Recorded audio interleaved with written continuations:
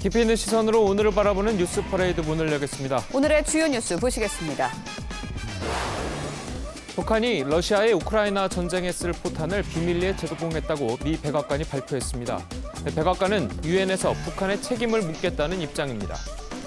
네, 북한이 어제 6.25 이후 처음으로 NLL을 넘는 미사일 도발을 감행했습니다. 하루에 20여 발의 미사일을 쏜 것도 처음인데 7차 핵실험의 예고탄이라는 관측이 큽니다. 윤희근 경찰청장이 이태원 참사가 발생한 지 1시간 59분이 지나서 보고를 받은 사실이 드러나 파장이 낳고 있습니다. 경찰의 보고 체계가 무너진 게 아니냐는 의혹이 거세지고 있습니다. 미 연방준비제도가 기준금리를 0.75%포인트 올리는 이른바 자이언트 스텝을 4번 연속 단행했습니다. 이로써 우리나라와 미국의 금리 차는 최대 1%포인트로 벌어져 자본 유출과 원화 가치 하락의 우려가 높아지고 있습니다. 저희는 잠시 뒤 돌아오겠습니다.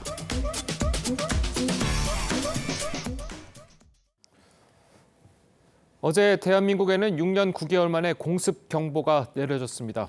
북한이 25발가량의 탄도미사일과 100여 발의 포사격 도발을 했는데 이 중 한 발이 분단 이후 처음으로 동해 북방 한계선을 넘어서 우리 영해와 근접한 곳에 떨어졌습니다.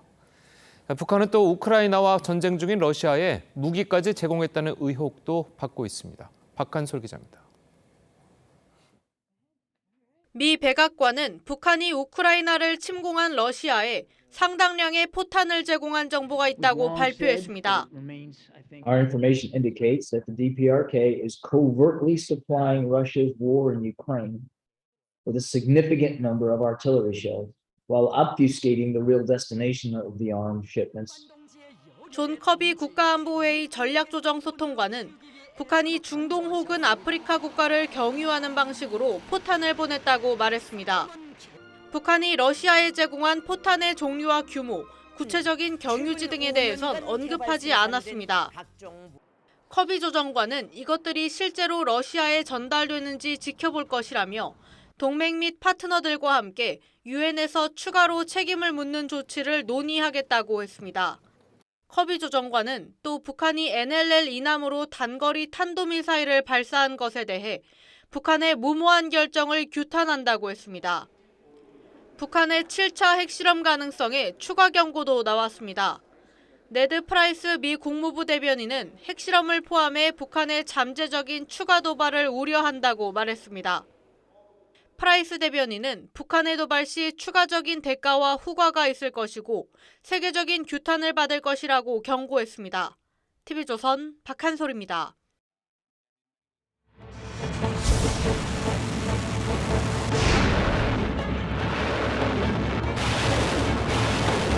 분단 이후 처음으로 NLL 이남 우리 영해 근접에 떨어진 것으로 매우 이례적이고 결코 용납할 수 없음.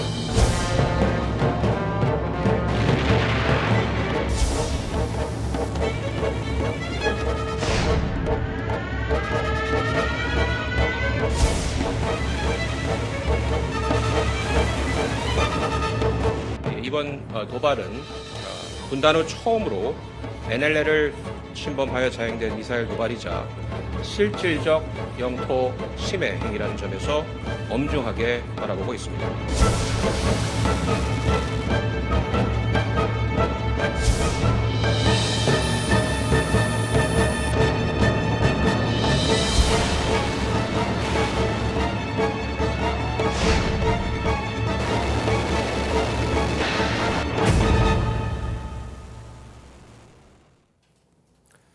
보신 것처럼 북한은 어제 하루에만 미사일 20여 발과 포탄 100여 발을 발사하면서 강도 높은 도발을 감행했습니다. 네, 한편 북한이 러시아에 포탄을 비밀리에 제공했다는 미 백악관의 발표가 나와 파장이 예상되는데요. 양국 아산정책연구원 부연구위원과 함께 자세히 짚어보도록 하겠습니다. 안녕하세요. 안녕하세요. 예, 안녕하십니까. 자, 먼저 이제 앞서 저희가 이제 기사를 통해서 전해드린 대로 이 북한이 러시아에 이제 포탄을 제공했다는 거, 이건 좀 어떤 의미를 갖습니까? 사실은 이제 북러 간의 군사 협력은요, 예. 공식적인 협력은 사실상 그간 없었던 모양새였습니다. 예. 그러니까 이제 소련이 해체된 이후 소련까지만 하더라도 굉장히 긴밀한 관계가 있었지만 그것이 없어진 상황이었고 되려 우리가 예를 들어서 북방 외교 같은 것들을 통해서 러시아와 가까워지고 그리고 이제 뭐 예를 들어서 불곰 사업이라든가 이런 걸 통해 가지고 해서 러시아 무기 체계를 도입하고 이런 모습이었는데 사실 이렇게 공식적으로 네. 뭐 공식적으로라고 표현할 수는 없겠습니다만 군이 요구에 의해서 이렇게 구매를 했다. 뭐 비밀리건 아니건 간에 이거는 결국 북러의 군사 협력이 사실상 이렇게 재건되는 그런 모양새다. 이렇게 말씀드릴 수가 있겠습니다. 예. 여기 굉장히 이제 우려되는 건 뭐냐 하면요. 북한이 전달을 했으니까 예. 단순히 뭐 돈뿐만이 아니라 자 인력 간에 좀 더 그 사람들 간의 교류도 생길 것이고요. 자 이러다 보면은 러시아가 보유하고 있는 첨단 무기를 만에 하나 북한에 이전할 때, 그다음에 네. 북한이 만들고 있는 여러 가지 탄도 미사일들 사실은 다 대부분 러시아제를 그 역설계한 것인데요. 그것에 대한 조금 더 제대로 된 기술 같은 것들이 전달될 경우. 이런 것들이 문제라고 할 수 있는 것이죠. 네, 예. 일단 미국에서는 포탄의 수량과 뭐 구체적인 정보는 공개하지 않았습니다. 북한이 러시아 측으로 보냈다는 그 포탄의 수량과 규모는요. 그렇다면 이제 북한이 보냈다는 규모와 수량 어느 정도로 예측할 수 있을까요? 사실 이제 처음에 미 측에서 정보가 흘러나올 때 나온 얘기로는 수백만 발을 구매했다라고 표현하고요. 뭘 구매했느냐?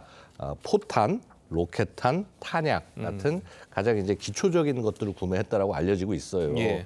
근데 뭐 사실 생각해 보면은 러시아가 분명히 생산 역량이 지금 많이 떨어지긴 했습니다만은 최신의 탄약과 로켓탄 이런 것들을 북한에서 도입했을 가능성은 상대적으로 낮고요. 이 얘기가 나온 시기, 그다음에 전반적으로 전해진 시기를 봤을 때는 이겁니다. 우크라이나에서 러시아군이 전쟁을 하면서 네. 최신 장비들을 많이 잃다 보니까 치장해놨던 구형 장비들 많이 끄집어내서 지금 이제 전선에서 활용을 하고 있는데 뭐 예를 들어서 122mm 그 야포라든가 예. 130mm 야포, 뭐 혹은 122mm 다연장 로켓탄 이런 거 같은 것들은요. 러시아가 재고가 많지 않을 겁니다. 되려 이 재고를 많이 갖고 있는 것은 북한일 것이고요. 그럼 북한 입장에서도 이런 탄환들을 제공을 해서 예를 들어서 외화를 확보할 수 있다. 그다음에 사실 지금 북한이 러시아에게 기본적으로 지고 있는 차관들도 있고요. 그렇다고 한다면요, 북한이 안 할 이유가 없다라는 것이죠. 예, 그렇다면은 어떻게 보면은 뭐 무기 결례니까 무역으로라도 이제 또 볼 수 있을 텐데, 자 그렇게 되면은 북한이 유엔 제재를 지금 받고 있는 상황에서 자 그걸 좀 위반하는 건 아니겠습니까? 물론입니다. 그러니까 이제 안보리결이 1718호 이게 2006년에 나왔고요. 예. 그다음에 1874호 이게 2009년에 나왔습니다. 각각 1차, 2차 시험 때 나온 건데 이 내용의 핵심은 무기 거래에 대해서 이제 제재를 하는 거고요. 자 이거를 위반을 했다라고 한다면은 결국 국제사회의 제재가 필요한 상황인데 뭐 사실 국제사회의 제재를 주도하는 것은 역시 미국이 될 것입니다.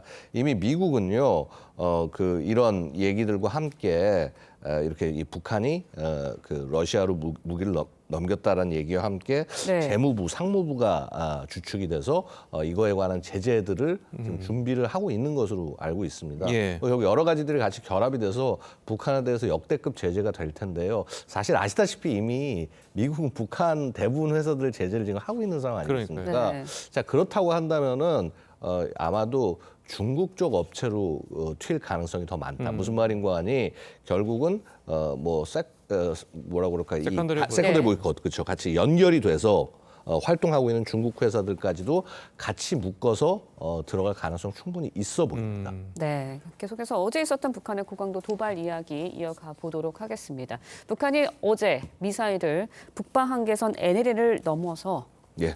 쐈습니다. 뭐 10시간 동안 대공 탄도미사일 25발, 방사포 100여 발을 쐈거든요. 6.25 이후에 처음인 것 같아요. 이런 큰 도발은. 예, 일단은 단일 발사에서 하루 발사한데 탄도미사일을 25발까지 쐈다. 사례가 없습니다. 그러니까 제가 기억하는 사례로는 2014년 3월 말 정도에 거의 한 20여 발씩 한 3일 정도 발사를 한 적이 있는데요. 네. 그건 사실은 구형 로켓에 재고를 소진하기 위한 그런 정도 성격이 강했습니다만은 예. 특히 이제 뭐 이번에는 뭐 여러 가지 실전적인 어떤 그 뭐 공격들이라는 것들도 충분히 있었다. 그러니까 예를 들어서 가장 대표적인 게 NLL을 넘어서 미사일이 그것도 미사일이 떨어졌다. 이거는 정말 계속 지금 지적한 거지만 최초의 일입니다. 심지어는 이 미사일이 그냥 간 것이 아니라 울릉도 방향을 향해서 날아가다가 떨어졌다라는 것이죠. 그래서 이것은요.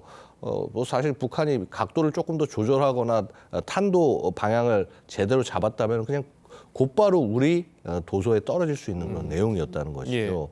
그렇다면 이것은 사실 대한민국에 대한 거의 직접적 도발에 가까운 굉장히 중대한 그 위반이다. 네. 정점점 위반이다. 이렇게 말씀드릴 수 있겠습니다. 예전에 연평도에 이제 떨어졌던 것들은 이제 미사일이 아니라 포탄이었던 거죠. 예, 방사포탄, 그러니까 결국 로켓탄이긴 한데 아마 제 기억에는 122mm 방사포탄으로 기억을 하는데 예. 뭐 그렇습니다. 근본적으로 우리가 로켓탄과 미사일의 가장 큰 차이는 유도가 되느냐, 네. 그다음에 이제 사거리가 얼만큼 거리가 되냐의 문제고 파괴력도 당연히 미사일 쪽이 훨씬 더 높고요. 그래서 뭐 남으로 넘어와서 공격한 것들 뭐 포탄이 예를 들어서 우리 그 기억하시면 2018년 예. 8월에 북한의 그 포격 도발 우리 그러니까요. 그 대북 방송에 대한 포격 도발 같은 것들이 있었고요. 그다음에 뭐 아까 방금 말씀하셨지만 2010년에 연평도 포격. 자, 이런 이외에 탄도 미사일은 정말 처음인 것이죠. 네. 자, 그렇다면 아까 이제 미사일이 이제 유도가 가능한 거는 이제 미사일이라고 하셨는데 울릉도 쪽으로 나가오다가 이제 떨어졌다는 거는 그 북한의 미사일 수준이 낮아서가 아니라 미리 계획된 걸로 봐야 되는 건가요? 예, 그렇습니다. 왜냐하면 이제 지금 이게 탄도를 보면 그 의도를 알 수가 있어요. 예. 네. 이 북한이 지금 이제 쏜 것이 제가 추정하기는 KN-23 정도가 될 것으로 보입니다. 예. 이게 이제 뭐 북한판 이스칸데르라고 그래서 지금 북한이 스커드를 대신해서 북한 미사일의 주력으로 차기 주력으로 이제 지금 이 생산을 해서 배치를 네. 하고 있는 것이고요. 사실 여태까지 발사도 제일 많이 했습니다. 거의 15차례 이상 시험발사를 했기 때문에 굉장히 다양한 데이터를 갖고 있는 미사일인데 이 미사일을 쏠 때 같은 경우는 어떠냐면요. 굉장히 낮은 고도를 쏠 수 있어요. 그래서 북한이 스스로 김정은이 얘기를 할 때 이 미사일을 가리켜서 저고도 활공 도약형 비행 궤도를 가진 탄도 미사일이다. 이렇게 얘기를 합니다. 그래서 사실 연평도란다. 예. 울릉도까지 거리가 원주에서 거리가 한 350km 정도 되더라고요. 그러면요, 한 고도 한 30 정도의 높이로 해서 공격하면은 충분히 때릴 수가 있습니다. 왜냐하면 이게 그 지난 혹시 기억하시겠지만 9월 말부터 10월 초 사이에 북한이 핵 운용 부대 훈련이라고 해서 그러니까요. 미사일을 네. 계속 쏘지 않았습니까? 이때 350에 30 정도로 날아간 이 미사일들이 바로 이 KN-23이었고요. 그렇게 쐈으면은 아마 정말 울릉도로 갔을 겁니다. 근데 이번에 쏜 것은요, 보니까 고도가 100km, 그래서 떨어진 게 한 200km 조금 예. 못 되게 해서 떨어졌어요. 이 말은 뭐냐면 일부러 각도를 원래 저각으로 쏘기로 만들어진 미사일을 일부러 고각으로 쏴서 떨궜다는 얘기가 되는 것이거든요. 그러니까 이것은 사실 일부러 우리를 보라고 자극하고 그다음에 너희를 공격할 수 있다고 협박을 하는 겁니다. 이게. 네, 협박을 할 수 있다고 말씀해 주셨는데 어제 탄도미사일 도발도 있었지만 포탄 도발도 같이 있었거든요. 이렇게 섞어서 동시다발적으로 도발을 하는 의도는 어디 있다고 봐야 할까요? 기본적으로 이제 이 지역을 포격 도발 같은 그 지역을 봐야 되는데요. 예. 결국 이제 그 NLL 완충 구역에 포탄이 이제 낙탄을 하는 그런 모습을 보였습니다. 사실 NLL 쪽에서의 포격 도발이 지금 사실 그 10월 중순부터 계속 지금 되고 있는 것이고요. 네. 우리 군은 이 부분을 남북 군사 합의의 위반이다. 그리고 이제 자제하라 이제 이렇게 얘기를 했습니다만은 결국 이런 것들을 섞어서 사실 이제 이 미사일 도발은요. 네. 사실 핵 도발의 성격에 가깝고요. 왜냐하면 그렇죠. 북한이 거기에 핵을 넣어서 쏘겠다고 계속 지금 얘기하고 있는 거니까요. 그다음에 포격 도발은 결국은 재래식 무기에 의한 도발에 가깝고요. 그래서 그렇다면 핵과 재래 무기의 혼합을 통한 하이브리드 도발이다. 이렇게 말씀드릴 수 있을 것입니다. 예. 네. 자, 어쨌든 뭐 어제 오전에 뭐 한반도에 이제 공습 경보라는 자막이 온 뉴스에 이제 뜨면서 온 국민들이 이제 깜짝 놀라셨을 것 같은데 예. 특히 울릉도가 굉장히 비상이었을 것 같아요. 예. 자, 그런데 이제 나오는 이제 보도들을 보면 처음에는 이게 정말 공습경보인지 아닌지도 모르고 공무원들도 한 10분 정도 있다가 공습경보가 울린 지 10분 정도 있다가 대피했다는 얘기를 드렸거든요. 네. 자, 이 방금 말씀하신 그 탄도미사일이 그 원주에서 이제 쐈다고 그러셨는데 거기서 날아오는 시간이 한 어느 정도 되는 겁니까? 원주에서 예를 거기까지 넘어가면은요. 아마 저도 좀 계산을 조금 더 자세히 해봐야겠습니다만은 예. 5분 이내에 낙탄 대략적으로 가능합니다. 5분 이내. 그렇다면 10분이 걸렸다는 거는 늦었다는 거네요. 이미 실제 만약에 날아갔다면 늦었던 거죠. 그러니까 이런 사태에서 우리가 배워야 된다는 거예요. 이 뭐냐면은 지금 이제 이 국민들의 안전을 지키는 건 우리 행정안전부에서 이제 비상대비 쪽에서 이제 이것을 담당을 합니다. 네. 사실 굉장히 여기서 노력을 그간 많이 했습니다만 지난 정권에서 이런 얘기를 할 수가 없었죠. 뭐 핵 민방위에 대해서 준비를 해야 된다. 내부적으로 굉장히 많이 논의도 있었고 추진하려고 했습니다만은 될 수가 없었어요. 그래서 지금 이제 정부가 바뀌었기 때문에 네. 사실 이제 핵 민방위라고 하는 개념들을 이제 우리 국민들에게 전파를 해줘야 될 시기가 됐다. 왜냐하면 북한이 지금 대놓고 핵으로 대한민국을 공격하겠다라고 얘기를 하고 있는 상황이기 때문에 이제 모든 국민이 거기서 벗어날 수가 없는 겁니다. 우리 뭐 예. 예전에 막 뭐 공습 훈련하고 하면은 막 이렇게 네. 되게 불편한 부분들이 있었습니다만은 이제는 핵 민방위를 네. 준비해야 될 때가 아닌가 생각합니다. 알겠습니다. 자, 지금 뭐 네. 지금 방금 전에 들어온 소식을 좀 전해드리면요. 북한이 조금 전에 또다시 동해상으로 탄도미사일을 발사한 것으로 나타났습니다. 이제 합동참모본부가 네. 북한이 동해상으로 또다시 탄도미사일을 발사했다고 밝혔습니다. 이 자세한 소식은 이제 들어오는 대로 저희가 전해드리도록 하고요. 예. 또 쐈네요, 북한이. 사실은 예상이 되는 거죠. 이거는 지금 북한이 계속적으로 아마 미사일 발사를 하면서 우리 비질런스 스톰 훈련이 계속되는 네. 기간 동안 계속 발사를 할 것이고요. 긴장을 최대한 높여가면서 그러니까 이런 거죠. 우린 지지 않았다. 우리는 겁먹지 않았다. 사실은 아마 지금 북한이 굉장히 두려울 거예요. 이 비질런스 스톰 훈련 자체가 240대 항공기가 동원이 돼서 훈련을 한다.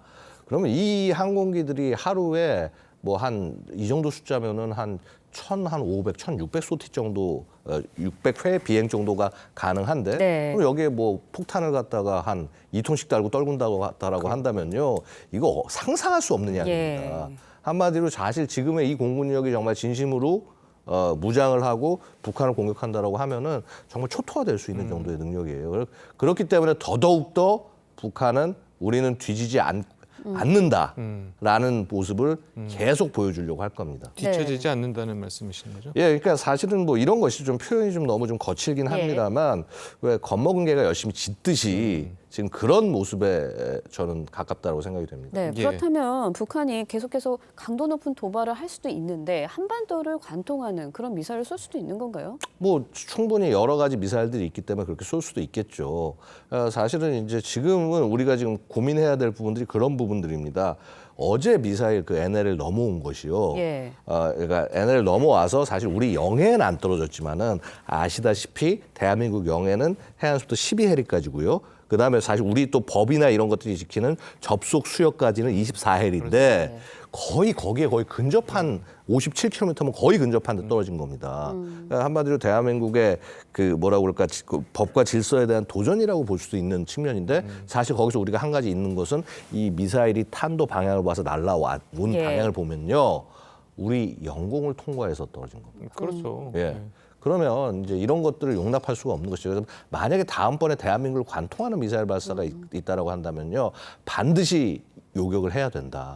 이렇게 말씀드리겠습니다. 그러니까 그 속초에서 사실 지금 화면상으로 나오지만 속초에서 한 57km 그 예. 바다에 떨어졌어요. 떨어졌잖아요. 예. 저 정도면 사실 뭐 설악산 날씨 맑은 날은 설악산 위에서 미사일이 떨어지는 게 보일 정도가 아닌가요? 뭐 아마도 궤적이나 이런 것들을 볼 수는 있겠죠. 뭐 아마 예. 그렇게 눈이 대부분 분들이 그렇게 좋지는 않아서 자세히 볼 수는 없을 것 같습니다만은. 근데 그럼에도 불구하고 자 어쨌거나 이것은 네. 대한민국에 대한 공격이다라고 말씀드릴 수밖에 없는 게요. 자 북한이 지금 저런 식으로 우리 뭐 아무리 영해 바뀌라고 하지만 쏘는 것들 계속 허력하게 되면요. 계속 쏠 거 아닙니까? 예. 이거는 절대 용서할 수는 없는 일이라는 것이죠. 예. 네, 북한이 그런데 사실 한미연합 공중훈련에 대한 우려로 예. 두려움으로 이렇게 도발을 한다고 하지만 사실 예. 저희는 지금 애도 기간이거든요. 예. 이 애도 기간에 이렇게 도발을 계속해서 감행하는 의미 어떻게 봐야 할까요? 사실은 그러니까 그것이 상관없다는 것입니다. 대한민국 그러니까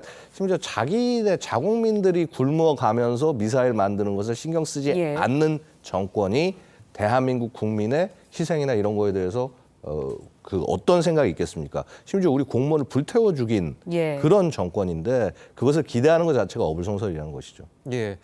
자, 어쨌든 뭐 지금 아까 말씀하신 것처럼 이제 공군 훈련들이 이제 계속되고 있는데 뭐 지금 우리가 어저께 이것에 대한 대응으로 예. 그 공대지 미사일 3발을 북한 쪽으로 이제 발사를 했잖아요. 예, 자, 물론 뭐 바다로 떨어뜨렸지만 예. 자, 그것이 이제 북한 쪽에 충분히 경고가 됐을 것이라고 예상을 했는데 오늘 또 이제 탄도미사일을 쏜 거 네. 보면 그다지 이제 북한도 그런 것에 대해서 겁먹지 않는 것 같거든요.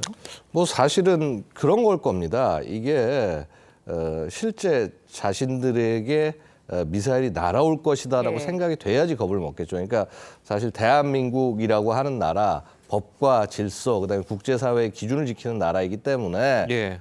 자신들이 먼저 선제적으로 뭐가 하지 않는 이상은 그런 공격을 당하지 않을 것이다라는 나름의 계산이 있는 것이죠. 예. 그래서 그런 면에서 우리가 충분히 대응은 매뉴얼대로 잘 했습니다마는 그것만으로 충분하지 않았다. 북한에 대한 대응이 네. 좀 더 다른 성격의 대응이 필요하다라고 하는 것이 되려 드러나는 것이죠. 예. 네, 결국 이 모든 도발이 7차 핵실험을 하기 위한 그런 가는 길이다라는 예상들이 나오고 있습니다. 그러니까 이미 그건 예정이 된 일이에요. 무슨 말인가 하니 작년 1월에 8차 당대회를 하면서 김정은이 되게 강조한 것 중에 하나가 전략 핵의 고도화, 그다음에 전술핵의 실전 배치. 전술핵의 실전 배치를 하기 위해서 올해 지금 계속 미사일 발사가 있는 것들이 그 전술핵을 실어나를 운반 수단, 그러니까 예. 미사일과 그걸 발사할 플랫폼 이걸 다 보여준 거고요. 지금 당장 문제는 뭐냐면 이 새로운 미사일들의 실을 탄두가 없는 거죠. 그래서 그 탄두를 가지고 실험하는 게 7차 핵실험이라는 겁니다. 근데 지금 이제 사실은 그간 7차 핵실험을 할 기회는 나름 꽤 있었다고 봅니다. 예. 최소한 2-3번 이상의 기회가 있었는데 이것을 북한이 하지 않고 사실 그 기회가 더 좋은 기회였는데 그래서 지금까지 왔다라고 하는 것은요. 좀 북한이 갖고 있는 한계를 보여주는 것이다. 뭐냐면 2016년과 17년 5차, 6차 핵실험할 때는 사실 거의 모든 것이 준비가 다 된 상태에서 굉장히 스무스하게 일정에 따라 갔지만은 네. 지금 현재 2022년 일정 내에서 7차 핵실험을 곧바로 수행할 만큼 스무스하게 모든 준비가 다 완료된 것이냐. 지금 우리 뭐 미국이라든가 이런 언론에서는 핵실험 준비가 다 됐다라고 얘기하지만요. 그건 핵실험하는 실험장이 준비가 됐다는 얘기고요. 정작 필요한 핵탄두. 그다음에 이 핵탄두를 기폭하라고 지시를 내리기 위해서 필요한 국제 정치적인 그런 배경들 이런 것들이 완벽히 준비가 됐는지 아마도 그게 준비가 될 때가 북한이 핵실험을 할 때가 아닌가. 그래서 조심스럽게 말씀을 드리지만은 되려 지금 당장 핵실험 가능성은 되려 지금 북한의 행동을 네. 봤을 때는 상대적으로 낮은 게 아니겠냐. 물론 제 예측이 틀릴 수도 있습니다. 뭐 당장 뭐 오늘이든 내일이든 예. 할 수도 있는 것이지만요. 지금 여태까지의 흐름으로 봤을 때는 좀 그렇다고 말씀을 드리겠습니다. 네. 자, 어제 이제 북한이 도발한 게 이제 탄도미사일 25발 그리고 포탄 100여 발이면 우리가 얼추 계산하기로는 이제 우리나라 돈으로 1,000억 원 정도를 이제 썼다라는 이제 분석들이 나오고 있는데 예. 지금 북한이 그 정도의 여력이 있습니까? 어떻습니까? 그 정도의 여력이 있을 수가 없죠. 기본적으로 굉장히 많은 한계를 가지고 있는 것인데, 근데 중요한 것은요. 네. 북한은 안보에 있어서는 절대로 돈을 아끼지 않는 나라입니다. 그리고 결국 이렇게까지 많은 돈을 들여서 훈련을 해야 할 안보적 필요성이 있기 때문에 하는 것이다. 그만큼 지금 우리 뭐 이 비즈니스 스톰 훈련 같은 예. 것들이 갖는 가치, 혹은 우리 호국 훈련이 북한에게 주는 압박감, 그다음에 북한 스스로 내부에서도 결국 이러한 정도의 과도한 군사 훈련과 행동이 없으면 정권 자체가 유지가 쉽지 않은 그런 상황들, 네. 이런 것들이 겹쳐진 것이 아닌가 생각이 됩니다. 예, 네. 알겠습니다. 자, 오늘 양 의원님 말씀은 여기까지 듣겠습니다. 잘 들었습니다. 고맙습니다. 감사합니다. 예, 윤석열 대통령은 북한의 유례없는 고강도 도발에 대해서 이 분명한 대가를 치르도록 하라고 했습니다. 정치권도 북한의 도발을 한 목소리로 규탄했습니다. 전정원 기자의 보도입니다. 어제 오전 북한의 미사일 도발 직후 윤석열 대통령은 국가안전보장회의 NSC를 긴급 소집했습니다. 이번 정부 출범 후 NSC가 열린 건 지난 5월 북한의 대륙간 탄도미사일 발사 이후 두 번째입니다. 윤 대통령은 북한의 도발이 실질적 영토 침해라며 분명한 대가를 치르도록 엄정 대응하라고 지시했습니다. 분단 후 처음으로 NLL을 침범하여 자행된 미사일 도발이자 실질적 영토 침해 행위라는 점. 윤 대통령은 또 국가 애도 기간 중에 자행된 북한의 도발 행위에 깊은 분노를 느낀다면서 모든 수단을 활용해 단호하고 즉각적으로 대응하라고 했습니다. 정치권도 한 목소리로 북한의 도발을 규탄했습니다. 국민의힘은 추가 도발 시 모든 수단을 동원해 대응할 것이라고 했습니다. 북한은 오늘의 무모한 도발에 대해 상응하는 대가를 치를 것입니다. 더불어민주당도 명분 없는 군사 도발이라고 비판했습니다. 북한의 군사 도발로 얻을 수 있는 것은 아무것도 없다는 것을 다시 한번 엄중하게 경고합니다. 정부는 7차 핵실험 등 북한의 추가 도발에 촉각을 곤두세우고 있습니다. TV조선 전정원입니다. 네, 이태원 참사 국가 애도 기간 중에 북한의 예사롭지 않은 도발이 이어지면서 이 여야는 한 목소리로 강하게 규탄했습니다. 두 분과 함께 정치권 소식 자세하게 짚어보도록 하겠습니다. 김영우 전 자유한국당 의원 그리고 김효은 전 민주당 선대위 대변인 나오셨습니다. 안녕하세요. 네, 안녕하십니까. 자, 먼저 어제 북한 도발과 관련해서 여야가 입장을 내놨는데 그것부터 들어보겠습니다. 온 국민이 슬픔에 빠져 있는 상황임을 그들도 뻔히 잘 알고 있을 터인데 아랑곳하지 않고 또 도발을 감행한 것입니다. 정말로 구제불능의 집단들입니다. 북한의 미사일 도발을 강력하게 규탄합니다. 더욱이 분단 이후 처음으로 NLL 이남의 대한민국 영해상 인근에 탄착한 미사일 도발입니다. 공격 의도가 없는 연례적인 방어 훈련을 핑계로 했다는 점에서도 명분 없는 도발입니다. 예, 어제 분단 이후 처음으로 북한이 NLL 이남으로 탄도미사일을 발사하는 전례 없는 도발을 강행을 했습니다. 그리고 조금 전에 오늘 새벽이죠. 오늘 아침에 또 다시 탄도미사일을 동해상으로 이제 발사했다고 합참이 조금 전에 이제 발표를 했거든요. 자, 이것을 보면 북한이 계속해서 이제 9.19 합의라든지 그리고 남북 간의 이제 군사 협력이라든지 이런 것을 위반하면서 계속 도발을 하고 있다. 이렇게 봐도 되겠죠? 그렇습니다.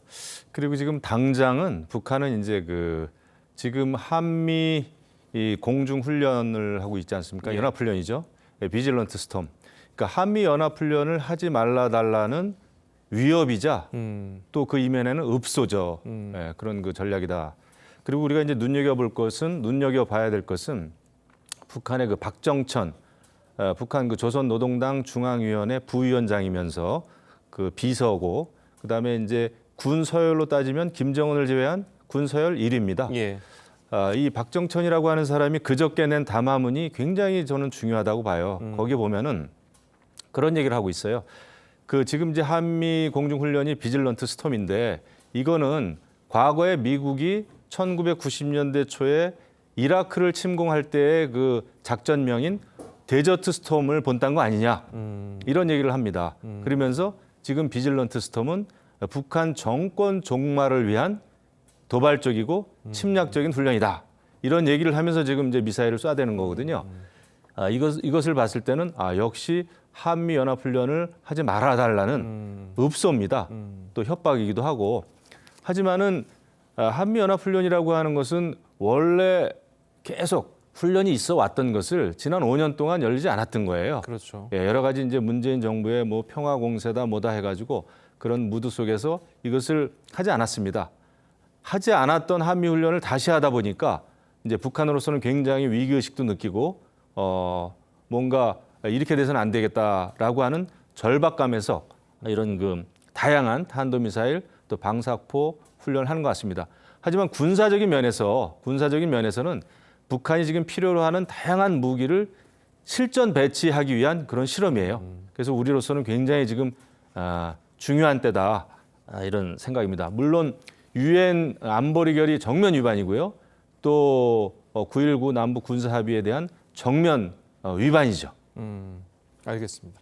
자, 그리고 뭐 지금 들어온 이제 속보를 보면 이제 북한이 오늘 쏜 탄도 미사일의 종류가 대충 드러났는데 중장거리 이상으로 알려졌다는 사실이 이제 합참에서 또다시 발표가 나왔습니다. 자세한 소식 계속 들어오는 대로 전해드리도록 하고요.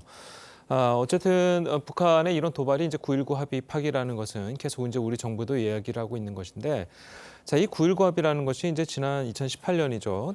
평양 남북 정상회담에서 나온 결과물인데, 자, 이거를 이제는 뭐 파기해야 될 때가 아니냐, 자, 이런 이야기도 있거든요. 그러니까 지금 이제 북한의 도발을 참 우리가 규탄하기도 지칠 정도로 예. 북한이 뭐 무차별적으로 지금 계속 쏘고 있습니다. 어제도 그랬고요, 오늘도 그렇고 계속 어떤 새로운 정말 전례 없는 이런 도발들이 일어나고 있습니다. 그래서 이제 9.19 군사 합의가 무너졌고 이거를 깨야 된다, 이런 얘기까지 나오는데요. 지금 북한이 하는 걸 보면 저는 9.19 군사 합의뿐만 아니라 그간의 남북이 한반도의 평화 번영, 통일을 위한 여러 가지 노력들을 근본적으로 깨는 것이 아닌가. 그래서 단지 어떤 9.19 군사 합의를 우리가 깨고 어쩌고 이 차원은 이미 넘은 것 같습니다. 그래서 예. 어떤 정말 근본적인 더 이런 대책이 필요한 것 같은데요. 지금 북한의 이런 도발 행태를 보면 과거에 뭔가 그 대화의 협상의 명분 쌓기라거나 아니면 한미가 이렇게 군사훈련을 하니까 하지 마라라는 이런 식의 명분 쌓기였다면, 지금은 그 한미나 남북 관계의 이런 본질적인 것과 무관하게 본인들만의 길을 가겠다, 이런 것들이 굉장히 명확한 것 같습니다. 핵무력 완성을 선언한 지는 오래됐고요. 핵 보유국이라는 것도 천명을 했고, 특히 얼마 전에는 핵무력 사용에 대한 구체적인 것을 법령에다 담았기 때문에 예. 지금 북한은 우리는 남북 관계나 한미 관계와 무관하게 우리의 핵무력을 강화시키면서 길을 가겠다, 이런 입장인 것 같고요. 그리고 미국도 지금 중간선거를 앞두고 또 한반도 문제에 크게 신경 쓸 상황이 아닌 상황에서 강대강 대치가 일어나고 있습니다. 그렇기 때문에 이건 단지 9.19 군사 합의를 깨냐 안 마냐 이런 문제라기보다는 앞으로 한반도의 이 위기를 어떻게 관리할 것인지에 대해서 한미 간의 튼튼한 안보 문제, 그리고 우리도 국방력 강화 문제, 그리고 또 한편으로는 그러면 북한을 계속 이렇게 도발로 계속 허용할 것인가, 이런 문제에 대해서 좀 본질적인 그런 대책이랄까요? 이런 것들이 필요한 시기인 것 같습니다. 예.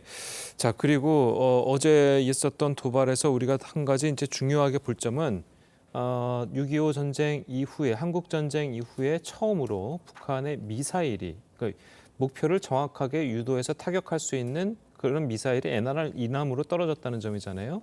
자, 이 부분은 정말 정치권에서도 상당히 무겁게 받아들여야 되는 그런 사실 아닐까요? 그렇죠. 지금 이제 북한은 사실 어제 같은 경우에 이제 울릉도로 향했던 탄도 미사일이 이제 167km 전방에서 떨어진 거예요. 예. 그 방향은 완전히 울릉도 방향이었습니다. 그래서 이제 울릉도에서는 공습 경보도 울리고 그랬는데, 많은 분들이 그런 얘기를 하잖아요. 북한이 가지고 있는 핵무기, 탄도미사일, 이것은 대남용이 아니다. 이런 얘기들을 많이 좀 편하게 얘기를 하는데 그게 아닙니다. 지금 북한은 대남 공격용 실전 무기들, 그런 무기들을 실전 배치하기 위한 이런 실험을 실질적으로 하고 있는 거거든요. 예. 그리고 북한은 지금 다양한 무기를 개발을 했죠. 그러니까 대륙간 탄도미사일, 장거리 미사일, 또 그 IRBM이라고 하는 중거리 미사일, 그다음에 어제 쏜 그 단거리 미사일. 그러니까 이것은 대한민국뿐만 아니라 일본, 괌, 하와이, 또 미국 본토까지 공격할 수 있는 모든 지금 투발 수단이라고 그러죠.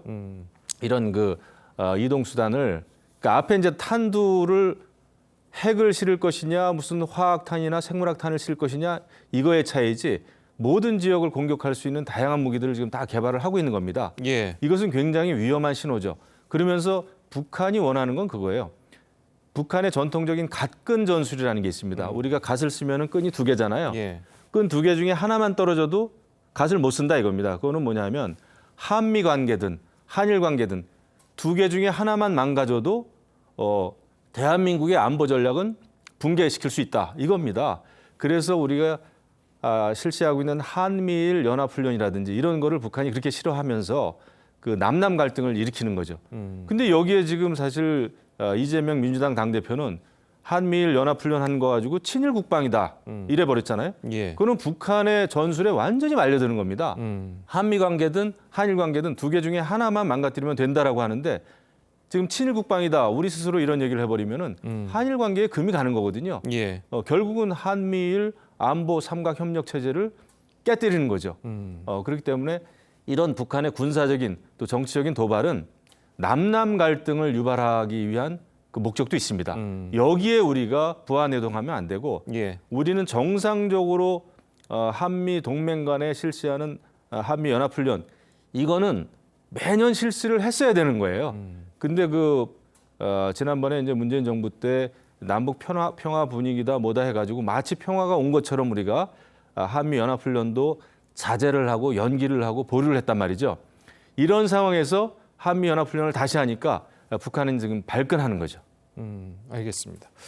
자, 계속해서 이제 그런 지적도 나오고 있어요. 국민의힘에서도 나오고 조금 전에 이제 김영우 의원께서도 잠깐 언급을 하셨는데 이렇게 이제 북한이 도발을 하는 것이 지난 정부 5년 동안의 대북 정책이 너무 약했기 때문이다. 뭐 이런 지적들도 있거든요. 그러니까 참 그 대북 정책이라는 게 지금까지 정답이 없었습니다. 있었더라면 북한이 저렇게 핵무력을 강화하지 않았을 거고요. 한반도에 이런 위기 상황이 오지 않았을 거라고 봅니다. 그런데 시간을 그때 문재인 정부 출범 초기로 돌아가면 2017년에 굉장한 어떤 한반도의 전쟁 위기까지 갔었습니다. 북한이 계속 ICBM을 발사했고요. 미국 본토까지 타격할 수 있는 그런 상황이었습니다. 그리고 2017년 11월에는 화성 15형을 발사하면서 핵무력을 완성했다고 선언까지 했고요. 그간에 김정은과 트럼프의 그 굉장한 거친 언사들로 인해서 한반도의 위기 상황이 워낙 고조됐던 상황이기 때문에 그때는 그러면 우리가 한반도에 전쟁을 불사하자 이렇게 갈 수는 없는 상황이었습니다. 그래서 다시 대화를 통해서 평화로 가자. 그래서 그 다음에 2018년에 평창 동계올림픽이 새로운 계기가 됐었고요. 4.27 판문점 선언도 더 이상 한반도에는 전쟁이 없어야 된다라는 것을 남북이 합의를 했습니다. 예. 그 합의가 계속 이루어졌으면 좋았겠죠. 그리고 북미 정상이 두 번의 만남을 통해서 결과물이 있어서 정말 한반도가 비핵화 됐으면 좋았을 텐데 결과적으로 그렇지 못했습니다. 그랬다고 해서 문재인 정부의 5년의 평화의 노력들이 다 수포였다. 이렇게 볼 수는 없는 것 같습니다. 예. 우리가 항상 어떤 정부든 특히 박근혜 정부도 그랬습니다. 한반도 신뢰 프로세스라는 이름으로 한반도의 평화 정착을 위해서 노력을 했고요. 어떤 정부도 전쟁을 원하는 정부는 없습니다. 그렇죠. 다만 결과가 이게 이런 평화가 아니라 북한의 이런 핵무력이랄지 이런 국방력이 강화되고 강대강 대치가 지속되고 있는 것이 참 안타까운 현실이기 때문에 어쨌든 전쟁은 없어야 되고 한반도의 평화를 가져야 된다는 여러 가지 방법은 있을 겁니다. 그 방법론을 현 상황에 맞게 찾아내는 것이 정치권의 몫이고 정부의 역할이라고 생각합니다. 예. 이제 그 대북 관계에 있어서의 정답은 없다 이런 말씀하셨는데 물론 똑부러진 정답은 없어요. 하지만 우리가 지켜야 될 정답은 원칙을 지켜야 된다는 거예요.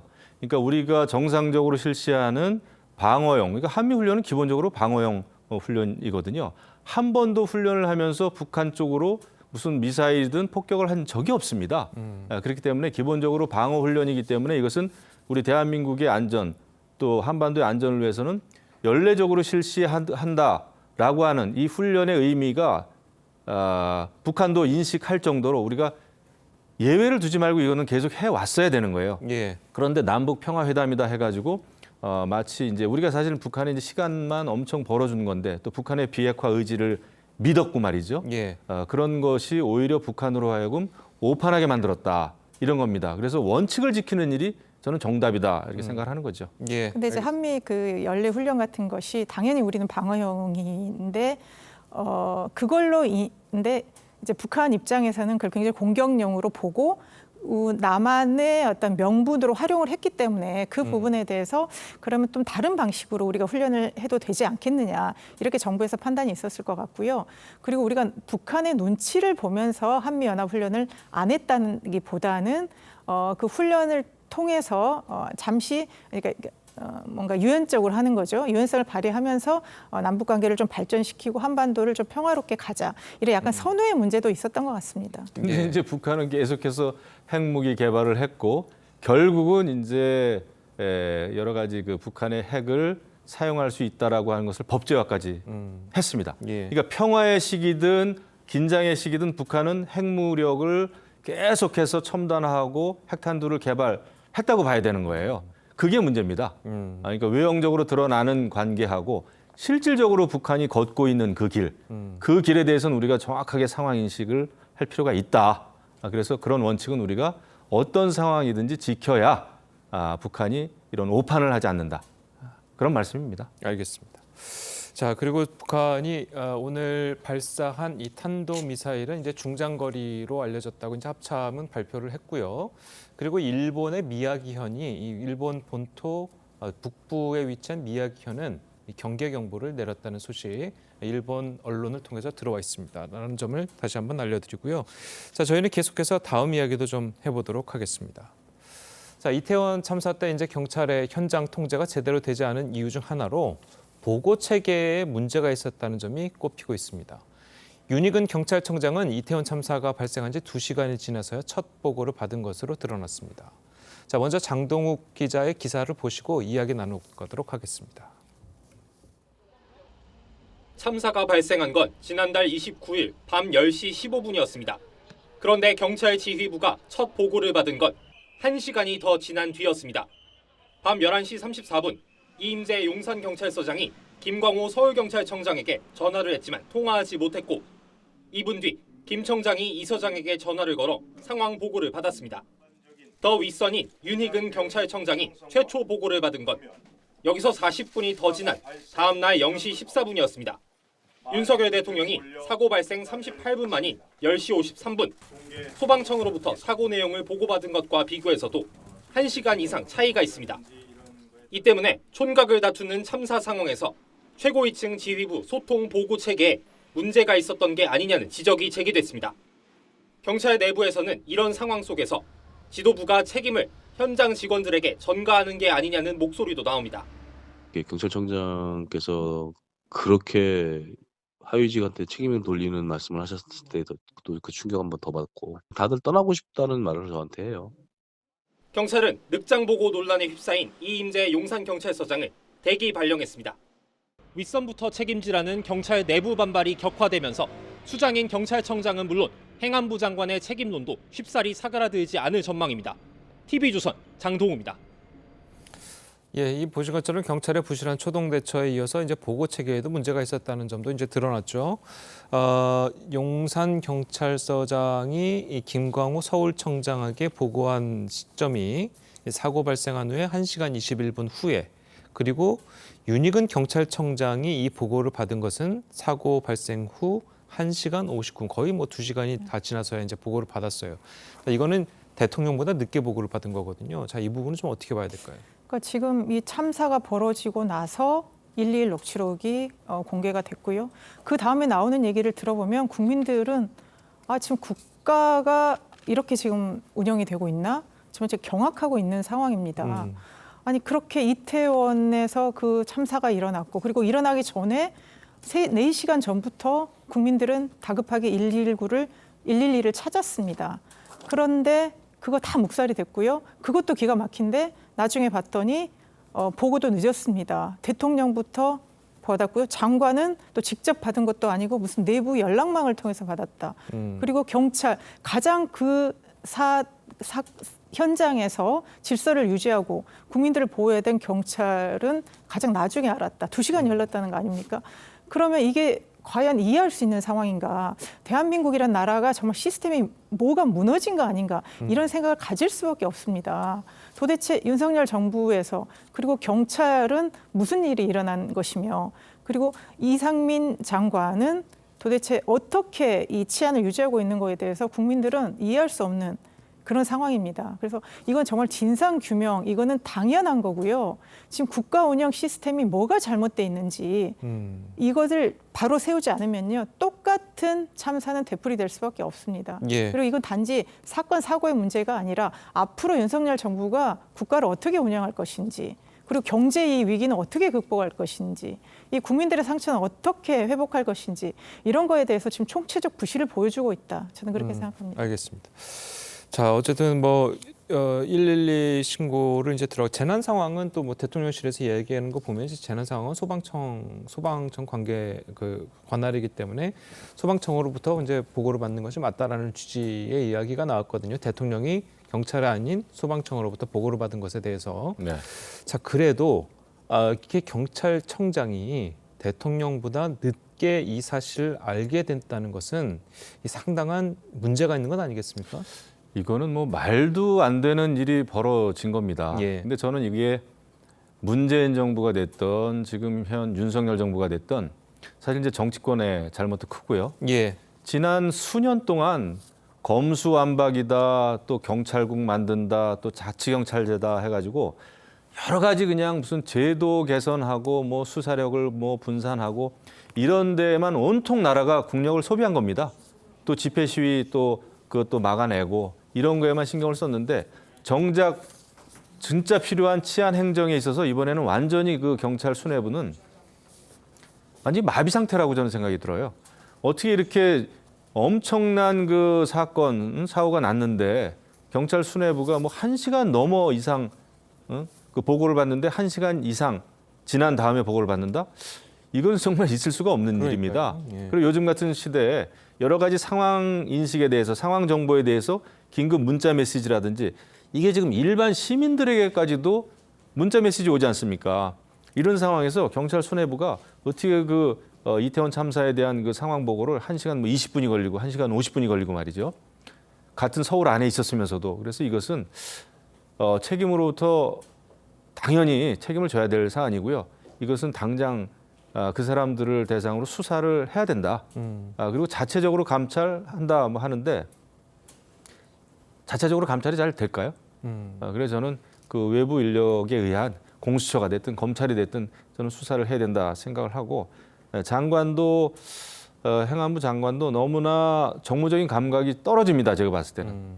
예, 국민들을 2번, 3번 더 분노하게 만들어요. 이것은 뭐 정책의 잘못을 떠나서 국민들이 어떤 심정인지에 대한 그 공감대가 전혀 없는 발언들을 한단 말이죠. 이것은 저는 장관의 자격이 정말 없구나 생각을 합니다. 자리를 이번에 지키기 어려울 거예요. 물론 뭐 오늘 내일 그만둬라 이렇게 얘기하기는 좀 그럴 수는 있습니다. 지금은 이제 여러 가지 상황 파악을 좀 해야 되고 말이죠. 이런 상황인데 아직까지는 애도 기간인데 아마 이것으로부터 책임을 져야 된다. 이렇게 생각을 합니다. 알겠습니다. 자, 오늘 두 분 말씀은 여기까지 듣겠습니다. 잘 들었습니다. 고맙습니다. 감사합니다.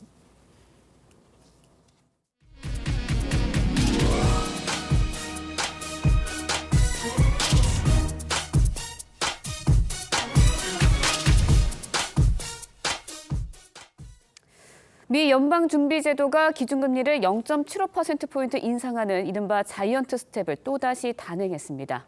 물가 상승세가 좀처럼 잡히지 않자 4차례 연속 자이언트 스텝이라는 유례없는 조치에 나선 건데 이로써 한국과의 금리 차가 더 벌어지게 됐고 자본 유출과 원화 가치 하락 등에 우리 경제에 미칠 파장 또한 우려되고 있습니다. 김지아 기자의 보도입니다. 미 연방준비제도가 또 한 번 강경한 긴축카드를 꺼내들었습니다.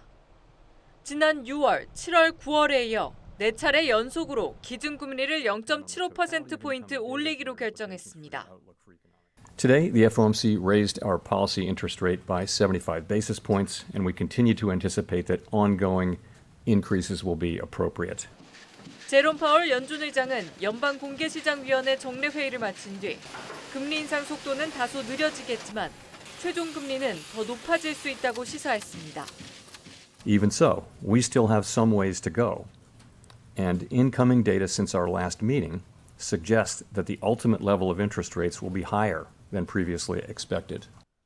9월 소비자 물가 지수가 지난해 같은 달 대비 8.2%를 기록하는 등 각종 경제 지표를 고려할 때 4연속 자이언트 스텝은 예견된 결과였다는 분석입니다. 이번 조치로 미국의 기준금리 상단이 4%를 찍으면서 한국과 금리 차는 최대 1.0%포인트로 벌어졌습니다. 문제는 외국인 자본 유출과 원달러 환율 상승 가능성입니다. 이에 한국은행도 오는 24일 또 한 번 기준금리 인상에 나설 것으로 보입니다.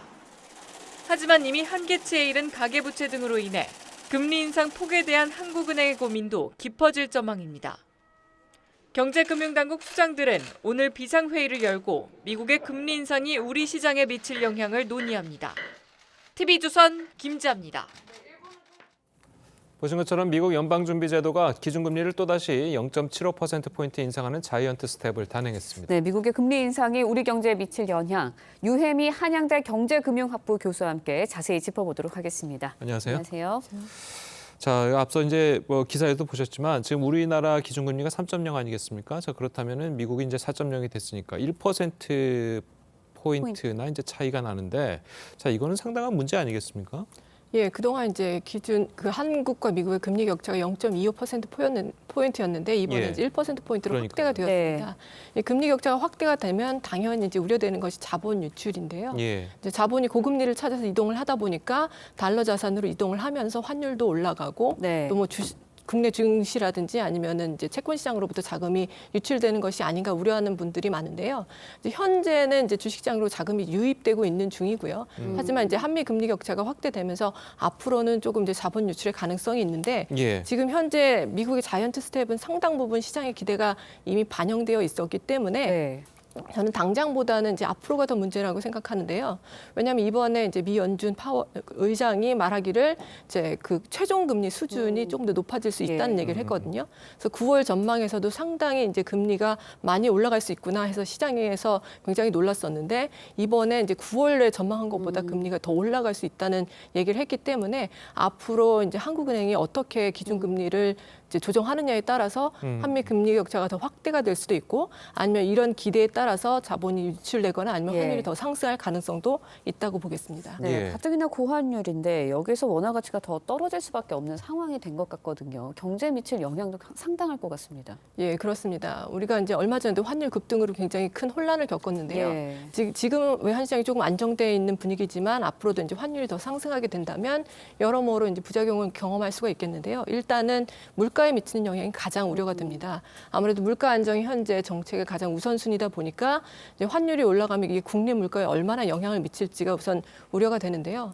한국은행의 이제 분석에 따르면 그 환율이 1% 오를 때 그 국내 물가가 0.06% 정도 반응을 한다고 합니다. 물가 수준이. 물가 상승률이 그렇게 반응을 하고 지난 1분기에는 물가 상승률의 한 10분의 1 정도, 한 9% 정도가 환율 상승으로 인한 것이라고 합니다. 그런데 지금 하반기 들어서 환율이 상승한 정도가 이미 상반기 6개월 동안 상승한 게 지금 하반기 3개월 동안 이제 상승을 했거든요. 그러니까 아무래도 앞으로 더 환율이 상승한다면 이것이 국내 물가에 미칠 영향 상당한 것으로 예상이 되고요. 또 하나 이제 우려되는 것은 무역 적자인데요. 지금 7개월 연속 무역 적자가 지속되고 있는데 이 수입액이 지난달만 해도 9.9%가 늘었거든요. 그런데 환율이 더 오르게 되면 수입액이 더 올라서 수출은 감소하고 있는 와중에 무역 적자 폭도 확대되고 또 무역 적자가 지속되는 기간도 더 확대될 것으로 예상이 돼서 더 우려가 됩니다. 예, 그러니까 뭐 지금 무역 적자가 계속되는 게 거의 뭐 6개월 넘게 지속되고 있는데 이게 뭐 IMF 이후 이제 최초라고 이제 그런 말들을 하잖아요. 자, 그렇다면 교수님 말씀대로라면 이렇게 환율 차이가 커지고 그렇다면 무역 적자는 앞으로도 계속될 수 있다. 그러면 우리 경제에 상당히 무리가 오는 건 아니겠습니까? 예, 그렇습니다. 이 무역 적자가 계속되는 것은 이 경상수지의 이제 상당 부분을 차지하는 상품 수지가 이제 적자가 된다는 것을 의미하고요. 그럼 경상수지가 악화가 되기 때문에 우리처럼 이제 수출이 굉장히 이제 경제 성장의 큰 부분을 차지하는 나라에서는 이것이 펀더멘탈에 대한 우려로까지 이어질 수 있기 때문에 그 부분이 굉장히 우려스럽습니다. 우리 경제에 이제 미국의 영향을 받을 수밖에 없는 구조인데 그렇다 보면 한국은행 고심도 좀 깊어질 것 같습니다. 기준금리 차이 어느 정도가 적정한 건가요? 예, 최근에 이제 민간 연구소에서 적정 이제 한미 금리 격차를 뭐 0.5%에서 0.5%포인트에서 1.1%포인트 정도로 추정을 했는데요. 이제 확실하게 뭐 이 정도까지는 괜찮고 이걸 넘어가면 큰일 난다 이렇게까지 얘기할 수는 없겠지만 과거의 경험을 비춰볼 때 이제 1999년부터 2001년까지 이 사이에는 150bp까지 이제 한미 금리 격차가 벌어졌음에도 불구하고 실제로 이제 국내로는 해외 자금이 이제 유입된 경우가 있었습니다. 그렇지만 이제 현재 경상수지가 악화되고 다른 펀더멘털에 대한 우려도 조금씩 깊어지고 있는 상황에서 이제 1%포인트 이상 혹은 연말까지 1.25%포인트 정도 한미 금리 격차가 날 것으로 이제 기대가 되고 있는데 그것을 이제 넘어가게 되면 굉장히 이제 어려운 상황이 되지 않을까. 그래서 한국은행도 금리 인상 속도를 조금 더 높이는 것이 바람직하지 않을까 생각하고 있습니다. 네. 지금 예상이 0.25%포인트 올리는 걸로 이제 예상되는데 0.5 정도로 올리는 것도 이제 좋다고 생각하시는 건가요? 예, 한국은행이 아무래도 빅스텝을 할 가능성이 조금 이제 높아지고 있고요. 그것이 예. 아무래도 필요하지 않나 하고 저는 생각을 하고 있는데요. 예. 한미 금리 격차가 더 벌어졌을 때 오는 환율 급등으로 인한 국내 물가의 추가적인 상승 가능성. 여기에 이제 물가가 더 상승할 수 있는 대외적인 요인들도 있거든요. 예. 유가라든지 국제 곡물가 이런 것들이 또 더 상승할 가능성이 있기 때문에 네. 이런 점들을 고려하면 물가 안정을 위해서 한국은행이 이제 의지를 보여줘야 된다고 생각합니다. 네, 그런데 미국의 보조에 맞춰서 금리를 올린다면 결국은 서민들의 이자 부담이 굉장히 커질 수밖에 없거든요. 주담대 대출 금리도 계속해서 올라갈 수 있다라는 계속 보도들이 나오고 있고요. 예, 그렇습니다. 지금 3월만 해도 주택담보대출의 최고 금리가 한 5%대 초반이었거든요. 예. 그런데 이제 10월 달에 빅스텝을 한국은행이 단행하면서 지금 7%대 중반까지 올라왔는데 만약에 이제 다음 달에 이번 달 말이죠. 한 번 더 예. 한국은행이 뭐 빅스텝을 한다거나 하면 8% 이상으로 이제 최고 금리가 올라갈 수도 있겠는데요. 이것이 굉장히 이제 대출 이자 부담을 늘릴 것은 이제 분명하지만 그럼에도 불구하고 이제 한국은행의 금리 인상은 어쩔 수 없는 일이기 때문에 이제 서민들이 좀 고통을 감수해야 할 것 같습니다. 예, 지금 뭐 금리 차가 나는데도 네. 어쨌든 뭐 증권 시장이나 채권 시장에 해외로부터의 자금 유입이 계속된다고 아까 교수님께서 분석을 해주셨는데, 자 그렇다면 지금 그게 우리나라 증시나 채권 시장이 상당히 저점에 있다는 거를 해외 시장에서 이제 판단한 거로 그렇게 봐도 되겠습니까? 그것은 아직은 이제 좀 불확실한 측면이 있는데요. 최근에 이제 자금이 많이 유입되는 이유 중에 하나는 중국 시장에서 지금 해외 자금이 많이 유출이 되고 있습니다. 왜냐하면 이제 중국에서 시진핑 주석이 3년임이 확정되면서 사실은 이제 정책 관련해서 앞으로 시장주의가 과연 계속해서 고수될 것인지에 대해서 불확실성이 많기 때문에 해외 자금이 많이 유출되고 있는데 저희가 좀 반대급부로 자금이 좀 유입되는 그런 상황입니다. 예. 그런데 이제 앞으로도 좀 불확실성이 계속될 것이기 때문에 아직 저점인지 확인하기는 좀 이른 것 같습니다. 예, 알겠습니다. 자, 오늘 교수님 말씀은 여기까지 듣겠습니다. 잘 들었습니다. 고맙습니다. 감사합니다.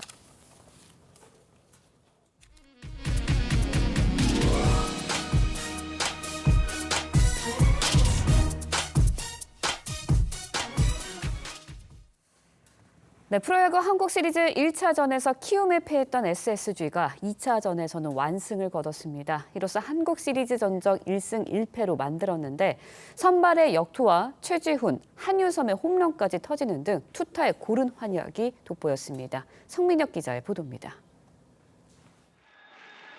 한국 시리즈 1차전에서 패했던 SSG는 안방마님을 교체하는 강수를 뒀습니다. 1차전 포수는 김민식, 2차전에선 이재원이 마스크를 썼습니다. 볼 배합과 경기 운영 스타일이 확 달라지는 만큼 SS는 경기 초반 분위기 반전을 주도했고 또 성공했습니다. 반면 키움은 경기 초반부터 흔들렸습니다. 1회 무사 만루 상황에서 볼넷으로 선제점을 올린 SSG. 이어진 땅볼로 3대 0까지 달아났고 5회 말 최지훈의 5월 투런 홈런까지 터집니다. 7회 한유섬의 솔로 홈런까지 더한 SSG는 경기를 6대 1로 끝냈습니다. 7이닝을 1실점으로 버틴 SSG 선발 폰트와 투런 홈런을 뽑아낸 최지훈은 경기 MVP에 선정됐습니다. SSG의 창단 첫 한국 시리즈 승리입니다. 어제 굉장히 어려운 경기를 했었는데 오늘 선수들이 집중력 흐트러지지 않고 좋은 또 경기력 보여줘서 1승 1패를 했는데 뭐 매 경기 최선을 다해야 되겠죠. 역대 한국 시리즈에서 1차전 승리팀이 우승한 경우는 39번 중 28번입니다.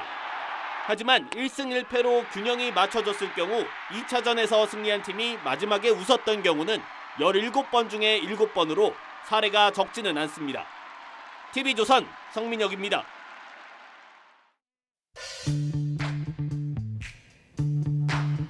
렌즈에 담긴 순간 그 의미를 읽어봅니다. 사진기자가 고른 아침의 한 장입니다.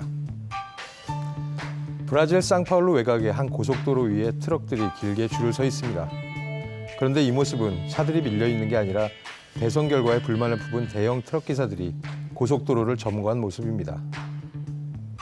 이번 브라질 대선에서 보소나루 대통령을 지지한 트럭 기사들은 대선 결과 발표 후에 전국의 200여 고속도로를 막고 시위를 하고 있습니다. 이번 대선에서 보소나로 대통령은 라이벌 룰라 당선인에게 불과 1.8% 박빙의 결과로 패했습니다. 트럭 기사들은 현 정부에서 디젤 비용을 낮춰내는 등의 혜택을 받았기에 보소나로 대통령의 선거 패배에 대해 누구보다 아쉬워했습니다. 고속도로 점거 시위로 브라질 전역의 연료와 식품 운송은 마비되었고 공항들은 주변 도로의 정체로 수십 편의 항공기들까지 결항되었습니다. 3선에 성공한 룰라 당선인에 대해 보소나로 대통령은 패배를 인정하지 않았지만 헌법은 준수할 것이라고 발표했습니다. 아침의 한장이었습니다. 따뜻하게 입고 나오시기 바랍니다. 북서쪽에서 찬 공기가 내려오면서 오늘 낮부터 기온이 뚝 떨어지겠는데요. 현재 서울 기온 8도로 어제 같은 시각보다 살짝 높게 출발하고 있지만 낮에는 12도 선에 머물면서 어제보다 6도가량 기온이 떨어지겠습니다. 오늘도 전국 하늘에 구름만 가끔 지나겠습니다만 영서 북부에는 오전부터 낮 사이 빗방울이 살짝 떨어지는 곳이 있겠고요. 아침까지 내륙 곳곳에 서리가 내리거나 안개가 끼는 곳도 많겠습니다. 낮에는 어제보다 기온이 2도에서 6도가량 낮아지겠습니다. 서울 12도, 대전 16도, 대구는 19도가 예상됩니다.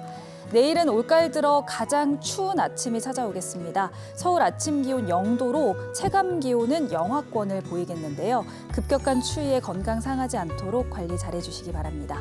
날씨였습니다. 목요일 아침 뉴스 퍼레이드는 여기서 마치겠습니다. 네, 저희는 내일 아침 7시 30분에 다시 찾아뵙겠습니다. 시청해주신 여러분 고맙습니다.